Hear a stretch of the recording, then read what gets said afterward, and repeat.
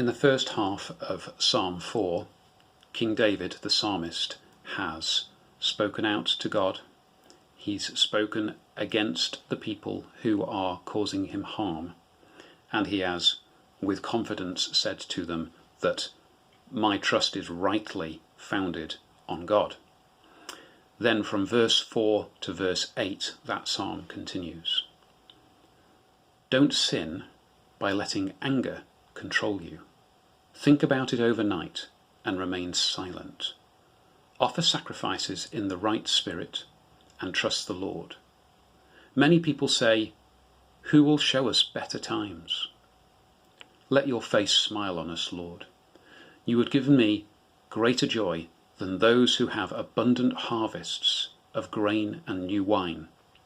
In peace I will lie down and sleep, for you alone, O Lord, will keep me safe. So having addressed the wicked, David then turns his attention to the godly and gives them some advice. Don't sin by letting anger control you. So he's not necessarily saying that anger is a bad thing, but he is saying that anger should not be the thing that determines your course of action. If someone angers you, we don't lash out of that emotional state, which I know is easier said than done, right? But nevertheless, his advice in the NLT translation is think about it overnight and remain silent, or rather give yourself distance.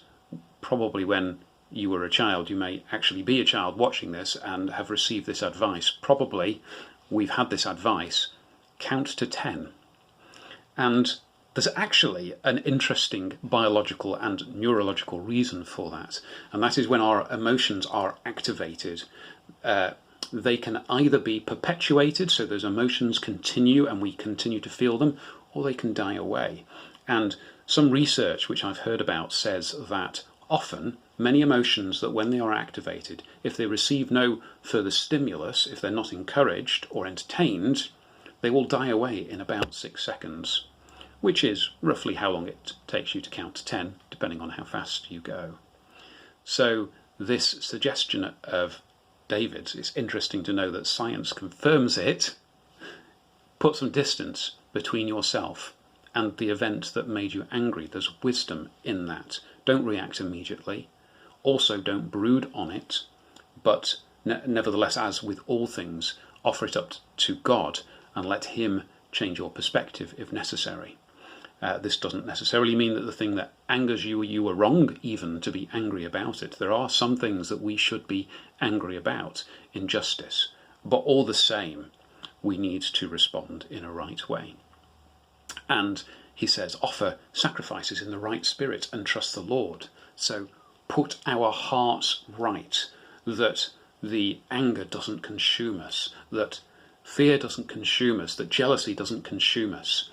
Put your heart right before the Lord as you offer a sacrifice. And for us these days, offering a sacrifice really means worshipping God, giving him his due, spending time with him and telling him that we love him and expressing our gratitude and our appreciation for who he is.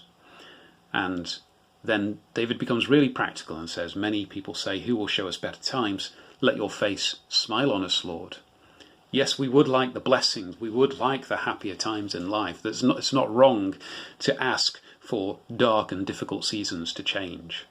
And he recognises that God does give us joy, and incredible joy. And we can experience that joy even in times where it's not rational to be joyful. That's not to say that we put on a false happy face, because that's just nonsense. We don't have to be happy Christians because the Bible tells us we must be happy. But there is a joy that we can receive in Christ that is deeper than happiness. And we may not always feel these emotions, but remember, emotions don't always bear a relationship to reality. And the joy of the Lord does and can strengthen us. We will not feel that all the time. Don't worry if you are feeling that you're not a joyful Christian. That's okay. But we do accept that when the joy comes from God, that is something to be appreciated and taken as a blessing. And then the final verse of Psalm 4 might ring bells if you looked at Psalm 3 before. He says, "In peace I will lie down and sleep, for you, O Lord, will keep me safe." And in Psalm 3 he said, "I lie down and sleep and I awake again because God protected me." Sleep is one of those blessings from God. We don't actually really understand through science why we sleep. It's an unnatural state. Why would we become so vulnerable, so helpless, and lose our consciousness? There's no particular evolutionary benefit to that, but this is one of the things that God has chosen for us. Rest is actually quite an important part of who he's made us and how he's made us. And we accept that we lie down in sleep, and when we wake up again, it is God and God alone who kept us safe. Tomorrow is not promised to us. We have no right to expect to wake the next day. And when we do, we count that as a blessing. We thank God for it. So have a look at Psalm 4 and take heed to these wise words, and perhaps meditate on the whole psalm as it turns our eyes back to God, off our circumstances, onto him, and recognises his incredible place in our lives and all that he does for us.